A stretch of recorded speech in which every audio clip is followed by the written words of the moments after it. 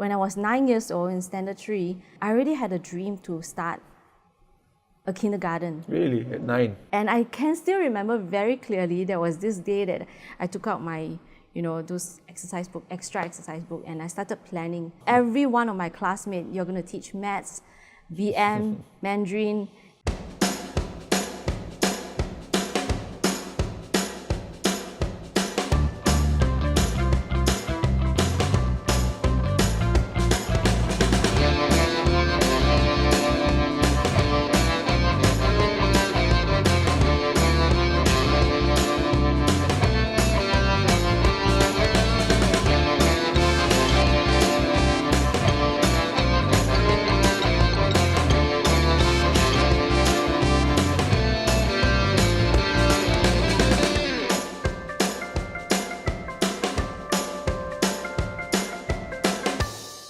So, welcome Sarah to our studio.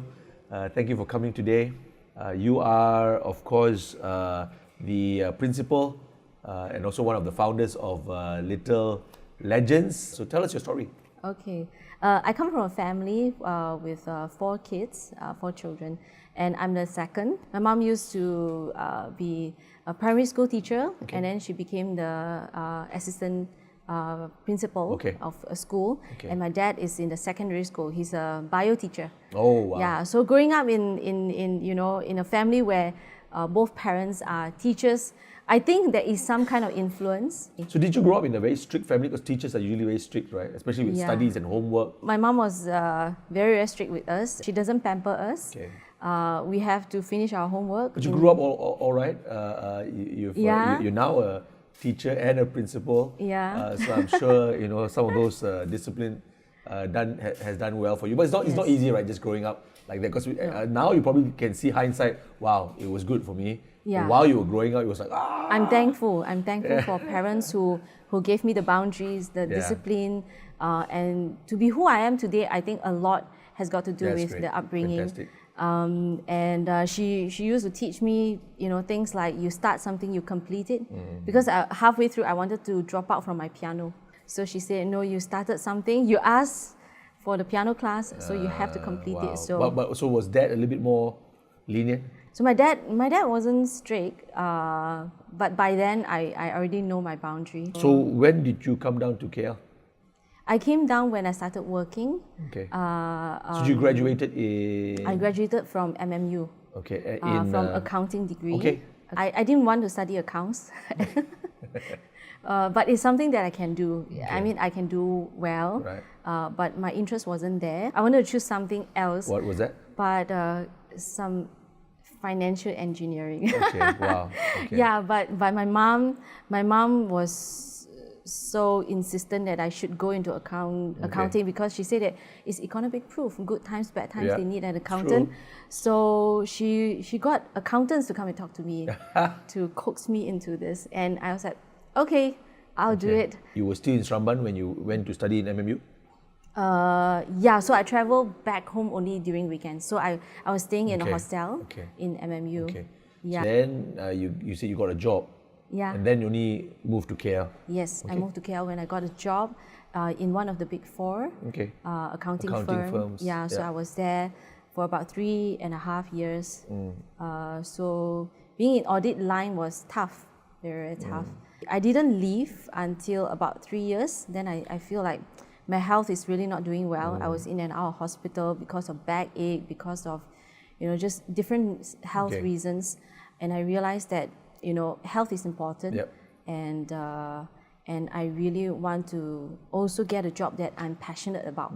I think so. There was that time that I was auditing 10 companies at one time, traveling from Masjid Jamid to Port Klang to Sunway, in one day. And one of the challenges of being a senior in an audit job is that you got to manage the younger ones, to teach them, to coach them, but at the same time have to manage the client relationship, and have to also work with the managers and the directors in the firm to update. So you are kind of like sandwiched. So that's why the pressure is there. You got to finish your job at the same time have to make sure that your juniors are doing their job. Just a lot. What got you through those days? What got you through the stress of work? I think for me at that time, I came to know the Lord. So I was praying and So you became a Christian? Yes, I became a Christian. While you were working, before you started work? I think so, 1 year into my work. Okay. Yeah, the question basically came like, what is the purpose in life? Okay.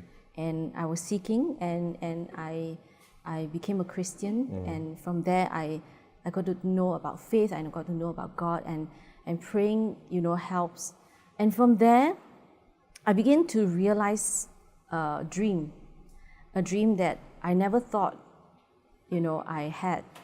And from there, I found out that actually I do love kids. Suddenly, I remembered that when I was 9 years old in Standard 3, and I already had a dream to start a kindergarten. Really? At 9? At 9. Wow. At 9. And I can still remember very clearly, there was this day that I took out my, those extra exercise book, and I started planning. Every one of my classmates, you're going to teach maths, BM, Mandarin, and I was very naughty at that time. I still remember that the last person in the class who didn't do well in the studies, I said, you're going to wash toilets. So that happened, and then I think I also began to realize that there was an article in Reader's Digest that I read that also kind of molded who I am today. It was an article about child prostitution. And I still remember that I was like, these are kids, kids who is supposed to enjoy their childhood, who is supposed to have a hope and a future. But there they are, I remembered I said this, if I could do something to save these kids, I'm willing to take a bullet. Because we got to fight, While I was going through this whole phase of like, finding what is purpose, the purpose meaning in my life, and I realized that maybe audit might not be, while I can do it, but it's not really what I want to do. So you told your family that you wanted to have a career change. And was there already a career change in mind? As in, was there something that you were going to jump to? So of course, at that time, you spoke to me that, about this dream about, hey, childcare center, and I like, yeah. I still remember when I declined the audit firm, they were like, why do you decline? Are we not paying you enough? And I said, no. Basically, it's a purpose that I have found in my life that I want to pursue. So I declined that. And it was painful. A lot of people ask me why. Yeah. A lot of my colleagues in the audit firm ask me why, because they are dying to go there. But I basically say no to a big opportunity. And so you were happy to make that jump, that leap of faith, sometimes people call it. But your family initially was not happy. Maybe tell us a little bit about that, Sarah. I think, of course, at the time, there was a lot of things that, both family and my side, we couldn't agree. Of course, then I was younger and then, just angry and all. But now looking back, I think, being a parent, they have paid for, my studies. They also have a hope and dream that, their children will be doing well. There's a certain expectation and all that. Sometimes financially, they would hope that, the older kids, being the second, we could help with the family. And at that time, I couldn't. It was painful for both sides, because I really wanted, my parents to understand that it is a choice. And of course, sometimes they would feel like, it is maybe it's a wrong choice. Maybe I will go down with nothing. Maybe I will not have what I should be having, if I had a job outside. They're just like, wow, just by faith. Yeah. Because faith is not something that everyone can understand, Sure. Because cash, of course, is something that is, more physical, more visible, Yeah. It's something. Cash is the universal language. Yeah. Everybody understands cash, yeah? Yes, your bank account and all that. So it is something that's definitely difficult to understand. Because you had to take a pay cut when you came in full time. Yep. So it's like nobody does that, right? Especially when you are trained, skilled, you're climbing up the ladder, you're a manager, you're at least a senior auditor. People go for higher. They don't drop for lower unless and until there is a compelling vision and passion. Again, not everyone understands that, but you're saying that you knew exactly what it was that you wanted to give your life for. And I mean, coming back to even what you said just now, you will take a bullet for a child. Is coming to that conviction. Someone said before, it's not just knowing what to live for, but knowing what to die for. That gives you clarity in who you really are and what you really are called to do.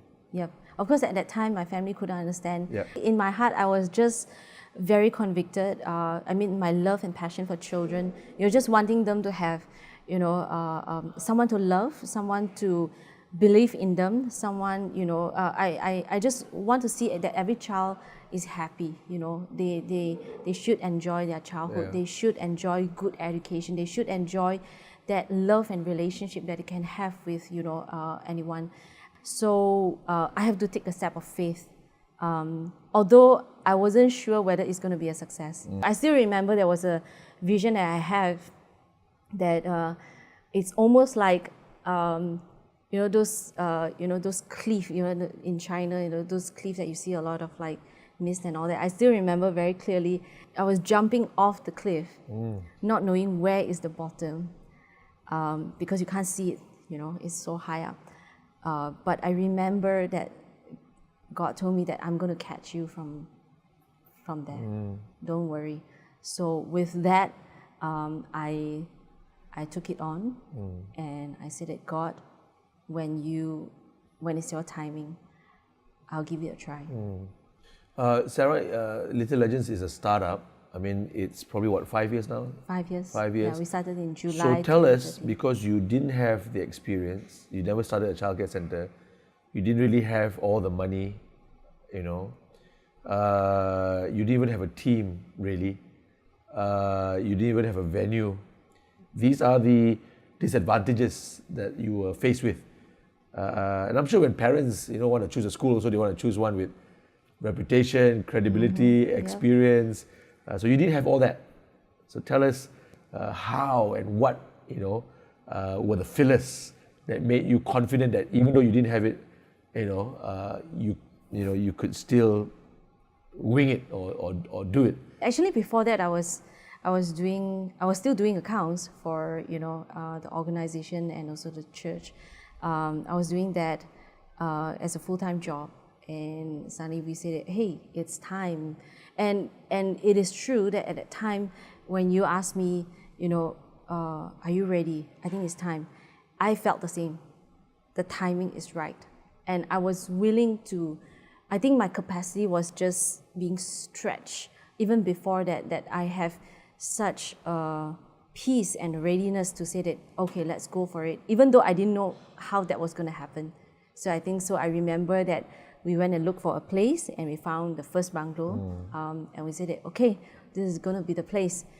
And I think sometimes without experience is good, because you're just going to go out and try everything, and you're willing to just give it a shot and okay, don't know what's going to happen.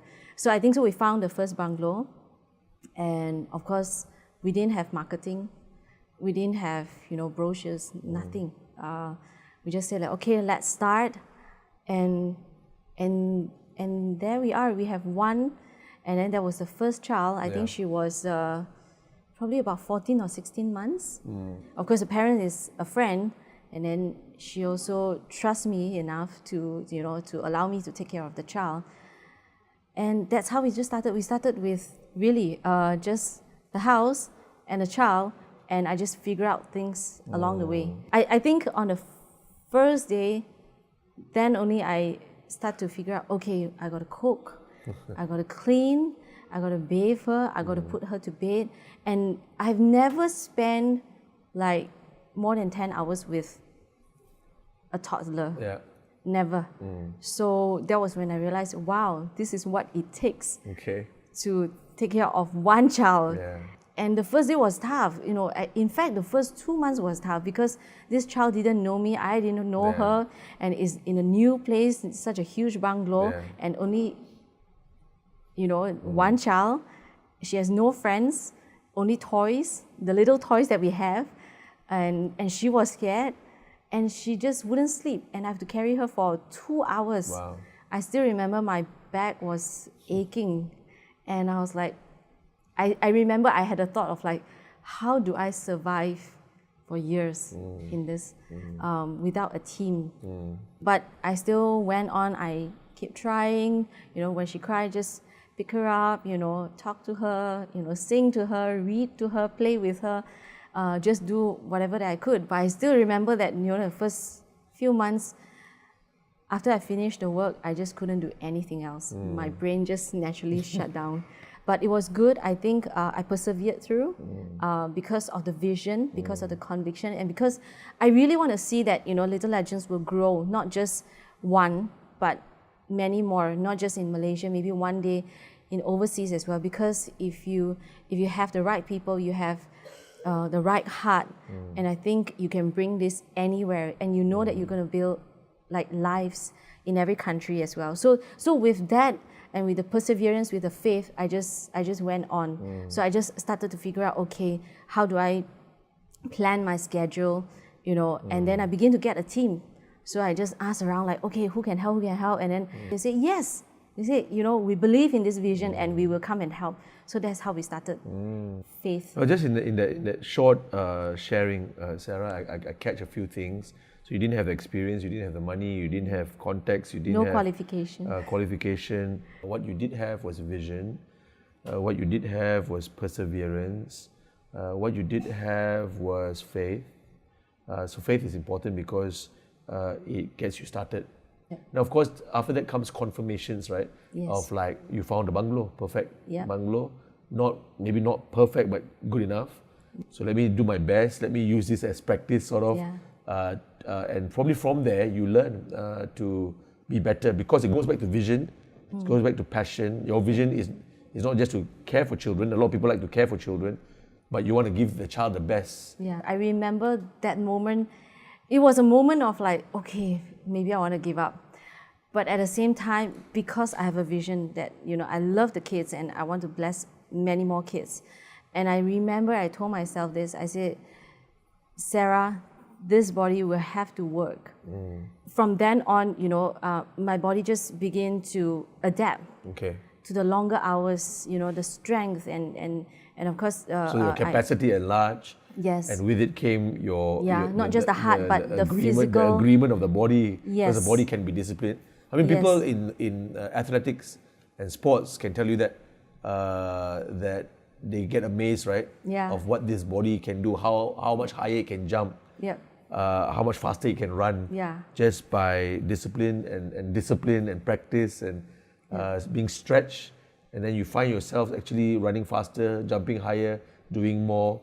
So you're saying that your body also began to submit because to of the purpose as well. Because in the audit, I was also working long hours, but there wasn't that passion, there wasn't that purpose. But with this is that, after a while, I could go on, after work, I could still go and get things for the center. I guess when you find your cause, purpose, cause, when you find your cause, you also find your worth, meaning that this is worth doing. This is worth paying. Yes. This is worth spending another 2 hours. Yeah. Yes, I'm tired at the end of the day, but this is worth it. Yes. And I guess when you were doing audit, you're going like 1 more hour, not worth it. Yeah. My health going down the drain, not worth it. Yeah. Not having friends, not worth it. Yeah. But then when you find your cause, you find your worth in that sense, right? Yes. And then you find the strength, not just the worth, but you find the strength to be able to carry out that worth, right? Yeah. In the morning when we wake her up, before she goes to school, she will cry. She will tell us that she doesn't want to go to school. She will ask us when Saturday is coming. Yeah, but now she is totally changed. She is different. She will come home telling us what she did in school. She's very excited. He's a very boisterous child. He gets a little bit too out of control with his even happiness.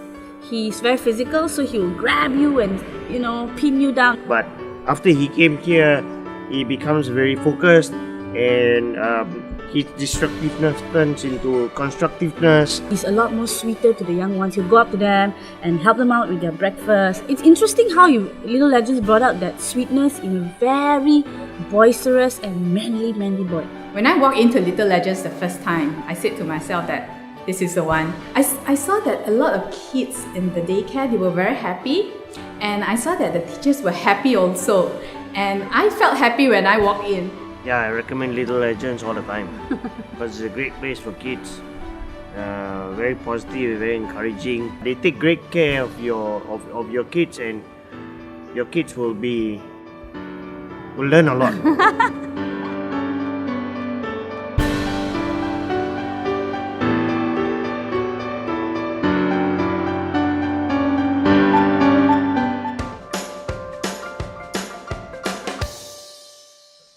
Has it been tough making ends meet? Yeah. Meeting the budget, breaking even? Yeah, it is tough because we do not want to charge so high, knowing that young families, parents probably just started working not too That's long.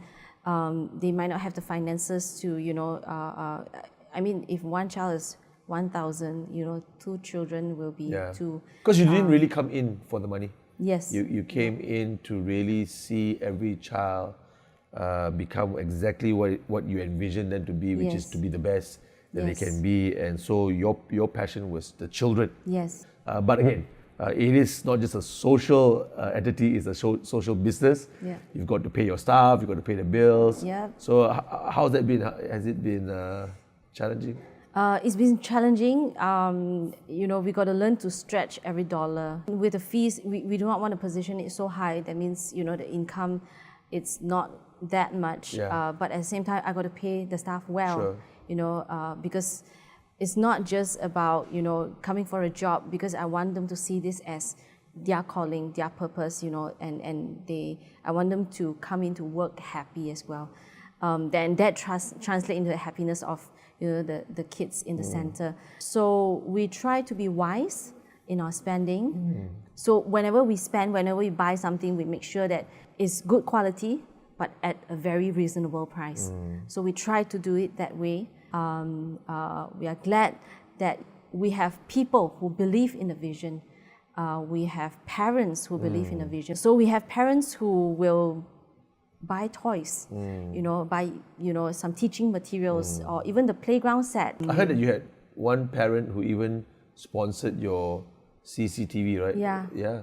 So that was quite a sum. So you have people like that coming at the right time, at the right place, to meet the right need. And it's great that when you run something of vision, you find that people of similar vision come around it, who also are not going to be big on the question of money, but more on the question of, is this the right thing to do? Yes. And it's wonderful to see that happen, and because it also speaks about humanity, that there are still good people around, even in a world that has bad news every day, that there are people who want to do good. And when you lead in a vision like this, you actually draw the right people. You draw people who say, yep, I believe in this and I want to do it. Volunteers. That would help us to clean. When we first moved into the first premises, we called for help, and then the volunteers came, and then we just moved, and then we have volunteers to come in to help us move and all. It's just a beautiful picture of a family that believes in these kids who are going to be our future leaders. Right. They could be the future principals, business leaders, lawyers, doctors, and we want to see that they know that, hey, people care. And as such, as I grow, I learn to care for others as well. Is that why you called it Little Legends? Is that the reason, the reason behind the name. That I mean, legends. You won't put it to kids because legends are usually used for older people who have done great things, and people are like, wow, he's a legend, she's a legend. Yeah. But then we are recognizing that there is a legend in every little child, waiting to be developed, right? Waiting to be educated, waiting to be prepared. So we don't just automatically get legends. Legends are groomed, and legends have values. I think we spoke about drawing out. Right. The word education means drawing out. Many times we see a lot of education system, they try to put things into their mind.